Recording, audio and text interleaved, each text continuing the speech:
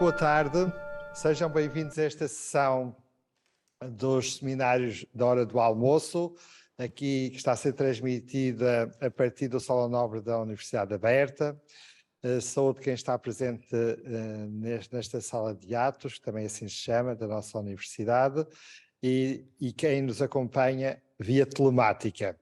Muito boa tarde, muito bom dia, dependendo dos pontos do mundo em questão, ou muito boa noite, também alguns estão mais longe em Timor. Desejamos a todos as boas-vindas. E saudamos de forma especial o Sr. Dr. Rodolfo Begonha, nosso convidado para fazer a conferência desta sessão, a quem muito agradecemos a sua disponibilidade. Dr. Rodolfo Begonha é uma figura importante do mundo editorial português, diretor adjunto de uma editora de referência que é a editora Gradiva, e doutorado na área da gestão, portanto é um gestor altamente qualificado, mas também pensa o mundo presente, a sociedade presente, e vai-nos ajudar a contribuir com a sua visão para pensar grandes temas, grandes questões do mundo odierno. Quem vai moderar esta sessão é a professora Cristina Lucas, que vai fazer uma apresentação mais detalhada do nosso convidado, a quem, em nome da Universidade, damos as boas-vindas e agradecemos mais uma vez a sua disponibilidade. Obrigado. Obrigado. Muito boa tarde a todos, portanto, mais uma vez, muito obrigada ao Dr. Rodolfo Begonha por ter aceitado o nosso convite para vir aos seminários à hora do almoço. É a segunda vez que participa neste ciclo de conferências, sendo a primeira vez no Palácio Ceia da Universidade Aberta. O Dr. Rodolfo Begonha é formado em Gestão de Empresas, com doutoramento em Sociologia Económica e das Organizações, pelo ISEG. Desde 1997 desempenha as funções de diretor adjunto da Gradiva, uma casa editorial que todos conhecem muito bem. Apenas um apontamento, além de artigos, além de livros publicados, é também autor de poesia, um aspecto que eu de facto desconhecia e é uma agradável surpresa também. O Dr. Rodolfo Begonha vem-nos falar sobre reflexões livres sobre o poder, e estou bastante curiosa em ouvir o que nos tem a dizer sobre esta temática. A palavra é sua, dispõe de 30 minutos, no máximo 40 minutos, para expor a conferência, seguindo-se depois um debate. Portanto, depois da conferência, quem tiver alguma questão a colocar, poderá colocá-la livremente ou por chat, mas de preferência de viva voz, através do Zoom ou aqui presencialmente. Dr. Rodolfo, a palavra é sua.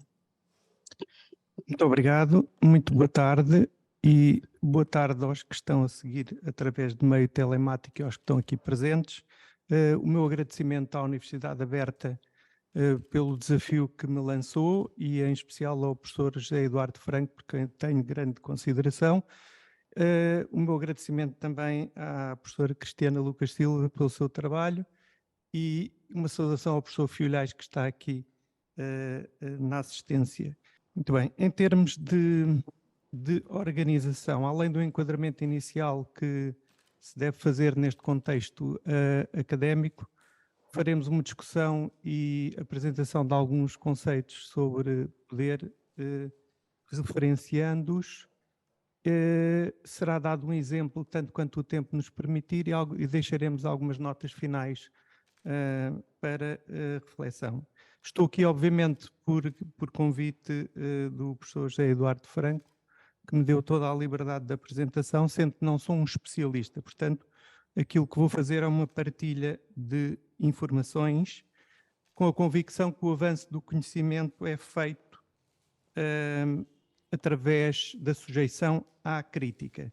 É um objeto de estudo, o poder de que gosto e por isso o escolhi, e é matéria muito abrangente, com muitas possibilidades de tratamento.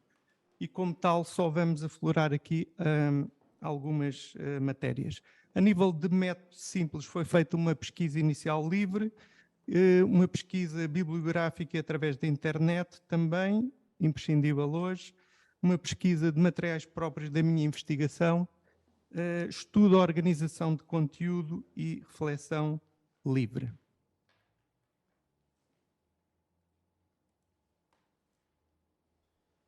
A nível de pistas encontradas, há uma profusão enorme de matérias, o que é por um lado positivo, por outro assustador em termos de organização. Isto significa que as indicações que decorrem de uma pesquisa inicial são imensas e algumas de caráter totalmente oposto, o que nos obriga a referenciar o conceito. Estamos a falar de quê? O poder está obviamente em nós, está em tudo, e decorrendo destas matérias que encontramos quando falamos em poder, temos que perceber se estamos a falar de um poder intrínseco ou extrínseco ao eu, espiritual ou material, mental ou físico, humano ou divino e por aí fora. Cada uma delas daria uma conferência individualizada. Vê se passa. Tem que ser manualmente, não é? É aqui o Enter, não é? Este. Muito bem. Portanto, obriga-nos a situar do que é que nós estamos efetivamente a falar, e podemos ir desde a relação, poder na relação de pais-filhos, até organizações económicas, Estado, militar, comunicação social, etc., e cada um deles suscetível de desenvolvimento.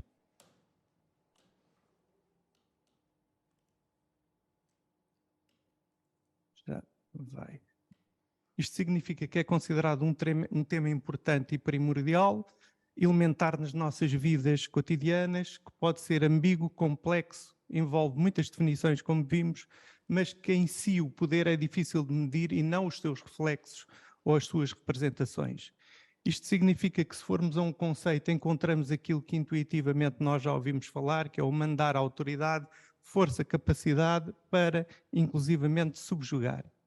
A nível da história, que é a sua especialidade, nós encontramos a problemática do poder desde que o homem precisou de se apropriar dos recursos, ou seja, dominar a natureza, eliminar os predadores, eliminar os concorrentes, sobre os outros a nível do grupo liderado e o domínio sobre outros grupos, e também para dominar territórios.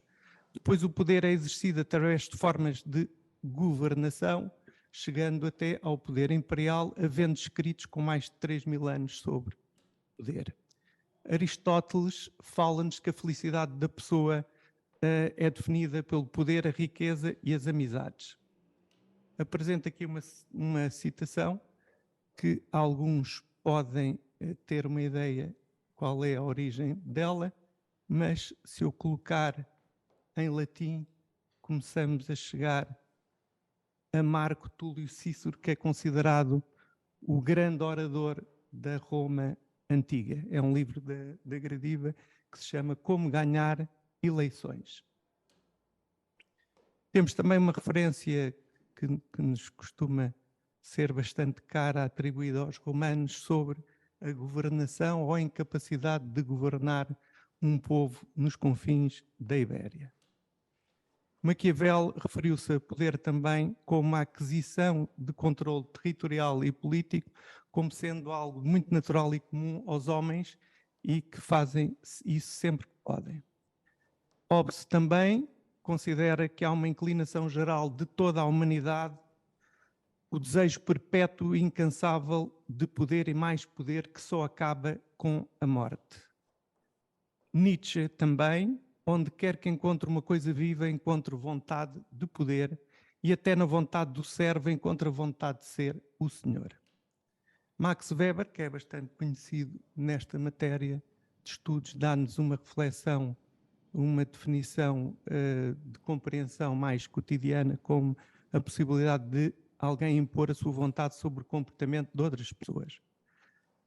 Bertrand Russell estudou e foi um entusiasta imenso do estudo do poder e apresenta-nos várias formas de classificação do poder, uma sobre os humanos, outra sobre coisas mortas ou formas de vida não humanas. Diz-nos uma afirmação bastante forte que qualquer homem gostaria de ser Deus se fosse possível, e faz um entrançado como os desejos infinitos do homem, o poder e a glória. Para ele, o conceito fundamental das ciências sociais é precisamente o poder. Galbraith também estudou bastante pormenorizadamente o poder, apresentando-nos 3 instrumentos para o exercício do poder: o poder condigno, o poder compensatório e o poder condicionado. E condigno, a acepção inicial inglesa não corresponde exatamente à acepção da tradução em português. Condigno para nós tem um aspecto mais positivo. No poder condigno, a submissão resulta de uma imposição com uma alternativa desagradável. No poder compensatório, a submissão obtém-se através de uma recompensa positiva, e o poder condicionado, em que o submetido não tem consciência dessa submissão, exerce-se através de uma mudança da convicção ou de uma crença. Por outro lado, Galbraith ainda nos diz que há 3 fontes de poder fundamentais: a personalidade, a propriedade e a organização. Moisés Naim, que foi diretor executivo do Banco Mundial e doutorado pelo MIT, num livro também da Gradiva que se chama O Fim do Poder, diz-nos que o poder é aquilo que nós exercemos sobre os outros, levando-os a comportarem-se de uma maneira que de outro modo não se comportariam. O que é importante reter, independentemente de um modelo mais complexo de pensamento, é que para este autor hoje é mais fácil obter-se o poder, mas é mais difícil usá-lo e é mais fácil perdê-lo, porque há meios de escrutínio, há formas de ativismo social, formas dos mercados globais e também dos mídia que geram condicionalismos à utilização do poder. Por outro lado, os erros pagam-se de uma forma mais rápida, mais imediata e mais elevada. O poder é uma questão naturalmente humana, porque está no modo como nos relacionamos e está na relação com os outros. Socorrendo-me aqui do professor da Universidade de Barão, meu amigo, nosso amigo, professor Onésimo Teutónio Almeida, as relações humanas são frequentemente inter-relações de poderes. Curiosamente, encontrei um texto do ex-presidente do Brasil, Fernando Henrique Cardoso, o desfazamento entre a percepção que as pessoas têm do uso do poder e a capacidade efetiva que muitas vezes os líderes têm para exercer o poder. A nível do poder espiritual, foi uma das dimensões que inicialmente foi aflorado. Temos talvez 2 formas de o encarar: sob uma perspectiva mais religiosa ou sob uma perspectiva de que o poder do espírito, no sentido da mente, é um poder que deve ser utilizado e pode ser utilizado em nosso favor. O que depois, consoante o posicionamento de cada um de nós, intelectual e pessoal, podemos discutir se o poder é uma questão divina porque é humana ou uma questão humana porque é divina. O professor Anselmo Borges, padre Anselmo Borges, diz que os homens querem o infinito, mas curiosamente, e faz sentido em termos de conexão com a religião, diz-nos que o que salva é o não poder. A nível da Bíblia, pode ser também discutido se é ou não um livro de poder. Na minha opinião, há argumentos para poder dizer que a Bíblia é um livro de poder. No entanto, a matéria de fé não é para discutir, as concessões sim. Existem líderes, como é o caso de um mestre espiritual, Omran Ivanov, que falam também sobre esta matéria em conexão com Deus, dizendo que o poder mais formidável que Deus poderia ter concedido foi doado ao Espírito. Há a considerar uma visão de um professor da Universidade Complutense de Madrid, que tem uma visão potencialmente pessimista, dizendo-nos que o poder é uma questão básica da natureza humana, mas que se superioriza até à religião e ao fundamentalismo islâmico. E, portanto, o poder é que explica a oposição entre os homens, dizendo-nos, e esta é uma parte de discussão até ao fim, que somos moralmente muito maus e que o homem é um animal doente. Portanto, para ele, nunca houve outro tipo de guerra que não fosse pelo poder hegemónico. A nível das organizações humanas, temos vários aspectos onde encontramos matérias interessantes para estudar, nas relações de trabalho, nos autores que estão no palco das organizações, inclusivamente na relação líder-liderados, e as relações entre as organizações, entre elas, e entre as organizações e o Estado, onde podemos encontrar e estudar os aspectos da corrupção. A forma talvez mais fácil, de a nível de estudo, posicionarmos o líder é considerarmos dois eixos e cada um deles com uma preocupação mais elevada ou mais baixa e estudarmos dois aspectos do posicionamento do líder, das preocupações do líder, seja as considerações financeiras, seja as considerações de recursos humanos, seja a busca de aconselhamento em maior ou menor grau ou a preocupação de emoção e da sua vontade, e podemos definir 4 hemisférios e ir estudando em 2 a 2 os aspectos relativamente aos líderes.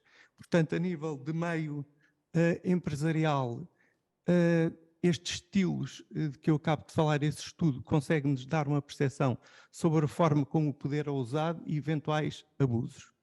Na relação laboral, encontramos alguns aspectos, além do poder disciplinar, a subordinação jurídica e económica, que são indícios que podem provar ou não a própria existência da relação laboral.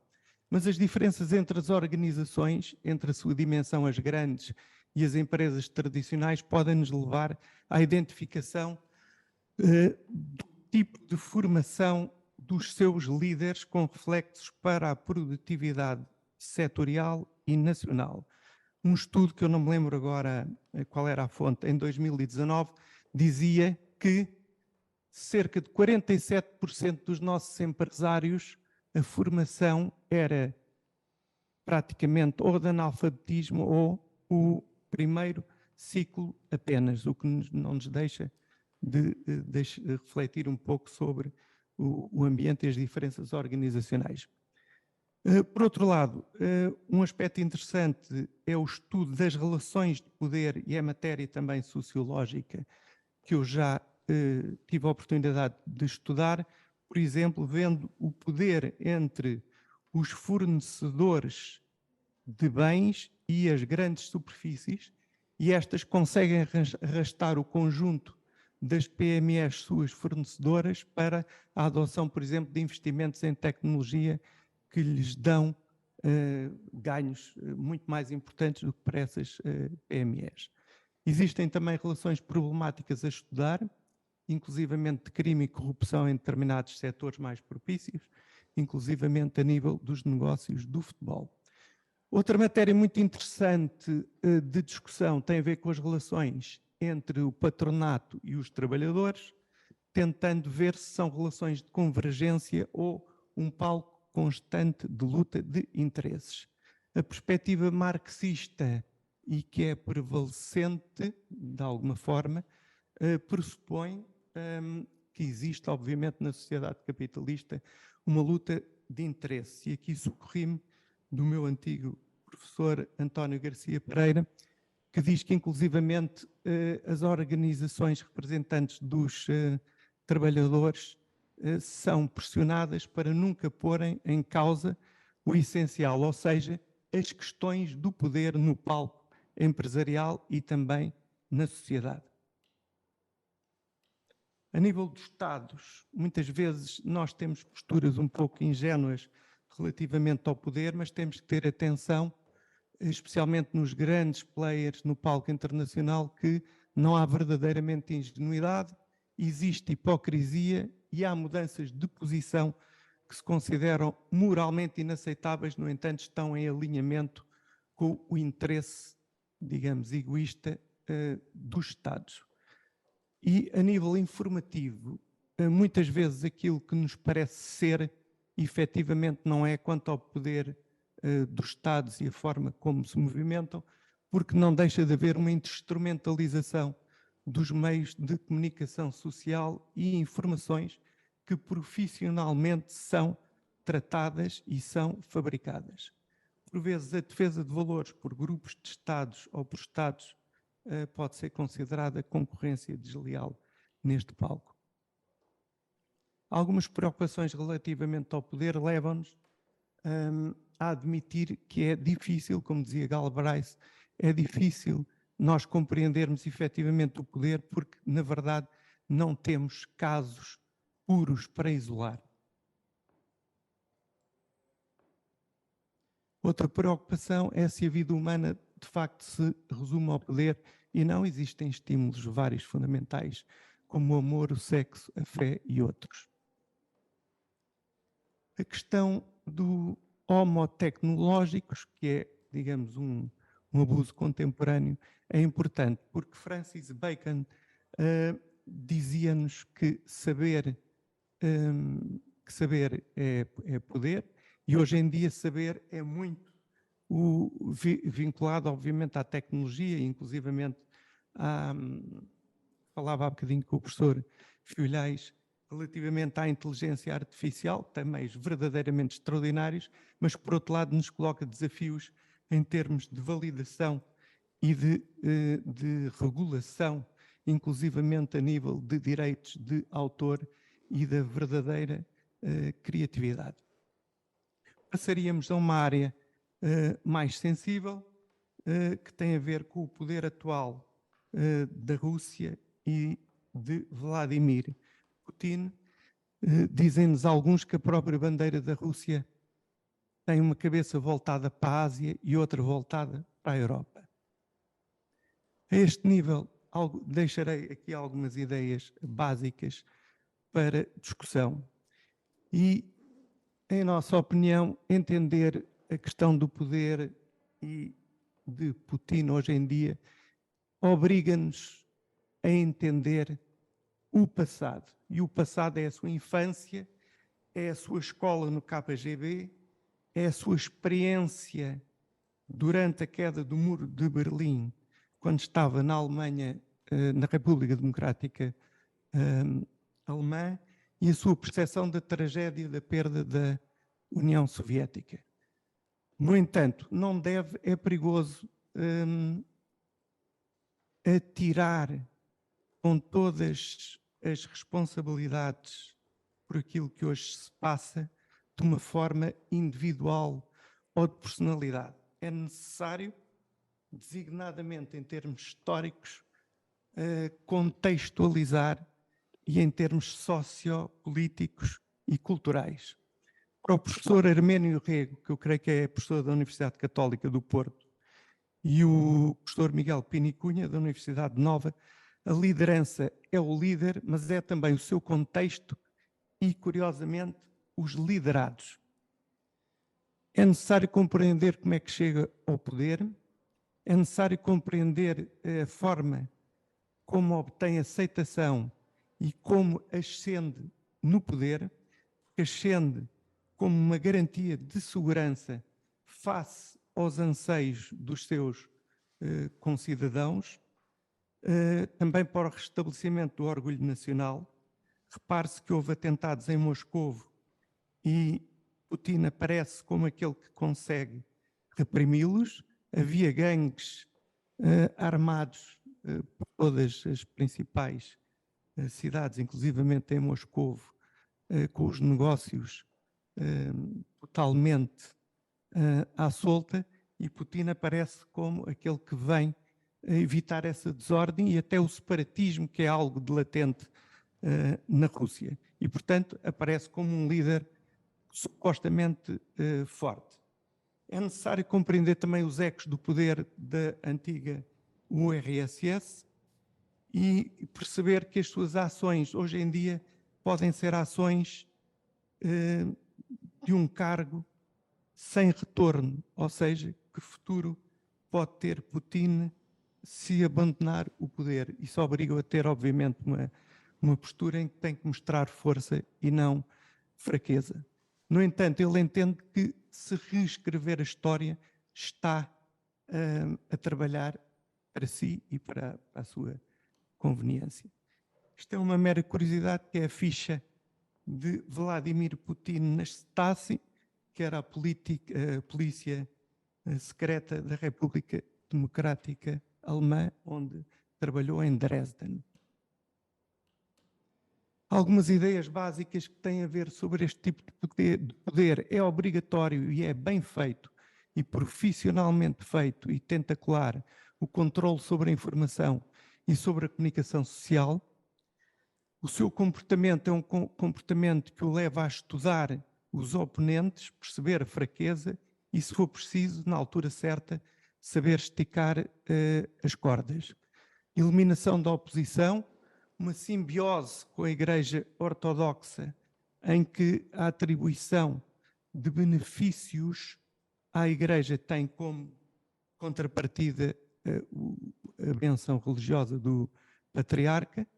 O poder militar e o poder nuclear são efetivos e dão força prática às ameaças do regime, sempre com a possibilidade de expansão para territórios e para os seus vizinhos.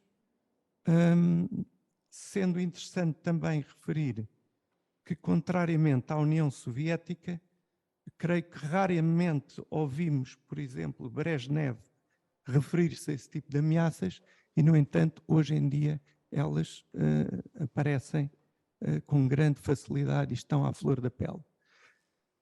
Mas há a considerar ainda alguma capacidade de resiliência face às sanções que foram colocadas a nível mundial e uma utilização e gestão estratégica dos recursos que são essenciais para a sobrevivência de um grande país como a Rússia, o que implica saber gerir as oportunidades e saber gerir o tempo face aos adversários.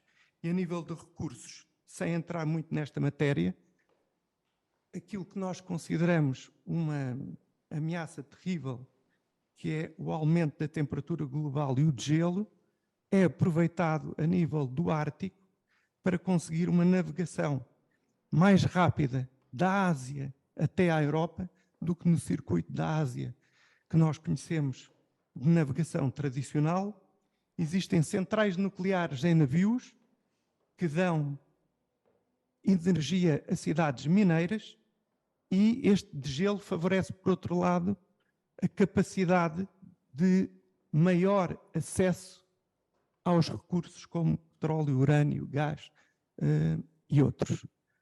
Portanto, quando falamos também na questão do isolamento e do mundo próprio de Putin, é preciso perceber também qual a relação que tem com aqueles que receiam algumas retaliações e, portanto, segundo dizem alguns analistas, há informações que Putin está atualmente a receber e que não se pautam por total correção, inclusivamente na atual guerra. A liderança é de natureza autocrata, há um domínio das instituições, há uma quebra de regras de jogo sem hesitação, embora exista ambivalência face à sua liderança conforme as visões, inclusivamente na própria sociedade portuguesa. Isto conforme se entende que possa ser um visionário e que esteja a tentar alterar uma ordem mundial. Por exemplo, quem tem concepções anti-americanas revê-se em alguns aspectos da postura de Putin, mas deve ter sem atenção que um líder deste tipo não atua sozinho, conta sempre com a inação dos que não podem fazer nada ou não querem e com o apoio real de outros. Isto transporta-nos para a questão de ser, que é uma discussão atual, de ser humilhado ou, inclusivamente a nível internacional, ou de ser ele a humilhar. Outros aspectos interessantes é que quando acusado de agressão consegue o volte-face de apontar o dedo acusatório à vítima, fixa inimigos externos para dar legitimidade às suas ações, matéria que não lhe é própria. Os próprios pensadores da antiga União Soviética referiam-se precisamente aos americanos como tendo uma necessidade de fixar inimigos externos. Daí alguns problemas quando deixou de haver a Guerra Fria e quando deixou de haver União Soviética, o que passaram a ter, por exemplo, a Al-Qaeda como inimigo completamente diferente daquilo que conheciam, porque estava difuso e espalhado sem propriamente ter um território.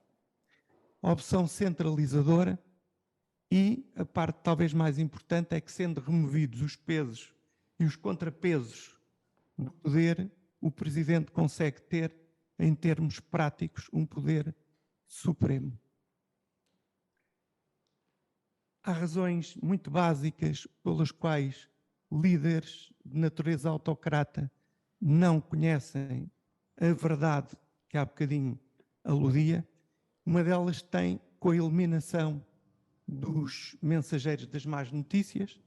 O próprio Império Romano muitas vezes também tinha esta situação, e na China Imperial. Por outro lado, não se rodeiam necessariamente dos melhores, mas daqueles que têm capacidade para obedecer e que são considerados pessoalmente leais. Portanto, isto reflete-se no Estado que se molda de acordo com este poder. Esta imagem já foi usada em televisão, creio que pelo Dr. Nuno Rogério, e, embora seja uma brincadeira com uma coisa bastante séria, que são as duas grandes oportunidades oferecidas aos opositores para a sua eliminação, se é através da janela ou através do chá. Finalmente, sem explorar, até por motivos de tempo, o modelo de pensamento de Giuliano da Empoli, que é um autor na moda, designadamente por dois livros que têm sido muito falados, que é O Mago do Kremlin e Os Engenheiros do Caos. Estudou e creio que esteve na Rússia também há algum tempo. É um cientista político, também foi conselheiro do ministro italiano, e para ele a questão do contrapoder, da não existência de contrapoder na Rússia é fundamental para a existência de repressão e para a manutenção num poder que tem censura, consolidação completa do líder e eliminação da discordância. E diz-nos também que para Putin é muito importante a confiança nas suas pessoas, que são sobretudo militares, ex-operacionais da KGB e os amigos de toda a vida que vêm de São Petersburgo, a sua terra natal, e também empresários de reputação duvidosa. Para ele, a visão de Putin é muito conservadora, nacionalista e tradicionalista. Entramos na parte final, não sei como é que estamos, ainda estamos, muito bem, que tem a ver com alguns aspectos suscetíveis de discussão. É porque muitas vezes instala-se no senso comum que o poder, só o nome poder, é uma coisa má. Obviamente que é algo de inevitável e socialmente imprescindível, e socorri mais uma vez de Galbraith, mas diz-nos também Giuliano da Empoli que o poder é necessário à sociedade, mas muito perigoso. Portanto, a questão tem mais a ver com a forma ou o processo e a motivação pelos quais o poder é exercido. O problema que se coloca aqui é um tipo de ordem que tem que ser sobreposta à suposta desordem. Implica saber qual e de que forma é que isso se processa. Portanto, temos aqui uma questão ambivalente. Se, por um lado, pode ser utilizado de uma forma negativa, sem poder, o que teríamos era uma forma anárquica. Portanto, se admitíssemos que o poder estaria radicalmente disperso, difuso e arruinado, seria o caos e a anarquia.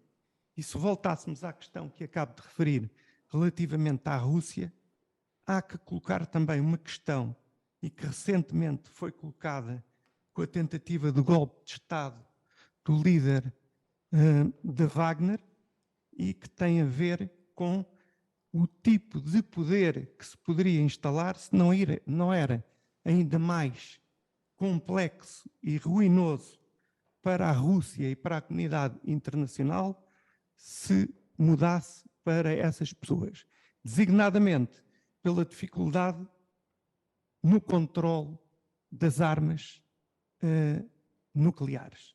E já agora que falo em grupo Wagner, um pequeno paradoxo que não é mais do que uma curiosidade é que o nome Wagner, do compositor que nós todos conhecemos, curiosamente era o compositor preferido de Hitler.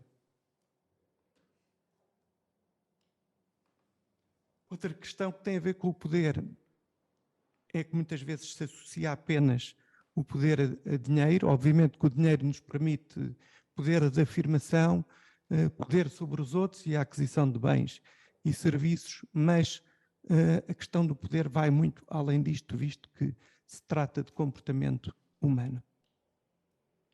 O poder está associado à corrupção, mas não deve ser visto como sinónimo de corrupção. E mais uma vez me vou socorrer do estudo do professor Onésimo Teotónio Almeida, quando nos diz que o poder é necessário para o funcionamento das estruturas, porque a alternativa seria a anarquia, mas tem que ser regulado e vigiado.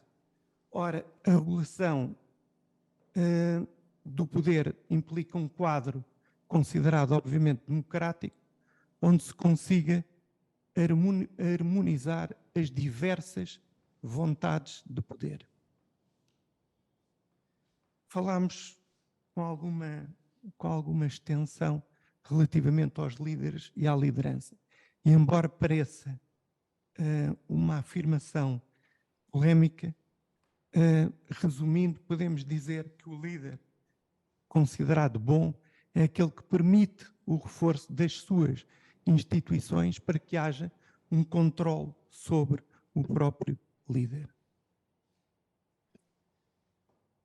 Finalmente, entrando no fim desta exploração, segundo o professor Augusto Mesquitela Lima, o meu primeiro mestre em Ciências Sociais, nós somos um cruzamento das dimensões biológica, psicológica, social e cultural. E de uma forma também muito simples, aquilo que nos acontece pode resultar de duas grandes áreas.